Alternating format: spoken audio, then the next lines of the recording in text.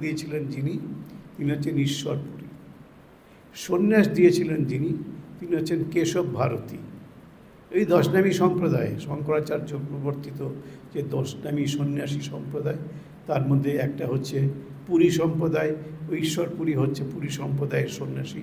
তিনি শ্রী চৈতন্যকে দীক্ষা দান করেছিলেন, মন্ত্র দীক্ষা। আর কেশব ভারতী হচ্ছেন ওই দশনামী সম্প্রদায়েরই ভারতী সম্প্রদায়ের সন্ন্যাসী, তার নাম কেশব ভারতী। তিনি শ্রী চৈতন্যকে সন্ন্যাস দিয়েছিলেন। এবং এই পুরী সম্প্রদায়ের সন্ন্যাসী তোতাপুরী, তিনি শ্রীরামকৃষ্ণকে সন্ন্যাস দিয়েছিলেন। যেন আমাদের ঐতিহ্যে আমরা পুরী এবং ভারতী দুজনকেই পাই। শ্রী চৈতন্য আমাদের পূর্বসূরি, আবার শ্রীরামকৃষ্ণ তোতাপুরীর কাছ থেকে সন্ন্যাস পেয়েছেন। শ্রী চৈতন্য পেয়েছেন কেশব ভারতীর কাছে। ভারতী সম্প্রদায়, ওটাও দশনামী সম্প্রদায়ের মধ্যে। মন্ত্রদীক্ষা হয়েছে ঈশ্বরপুরীর কাছে। তার ভিটেটা আছে ওই হংসেশ্বরী মন্দিরের কাছাকাছি।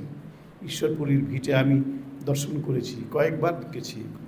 আবার সাধক রামপ্রসাদের ভিটে ওখানে ওই হালি শহরে, সেখানেও আমি গেছি, দেখে এসেছি। তার ভিটেতে সেই কালী মন্দির আছে। মায়ের সাধনা করতেন রামপ্রসাদ, সাধক রামপ্রসাদ। নাম আসছে, আশা করি শুনেছেন, হিন্দু তো নাম শুনে থাকবেন।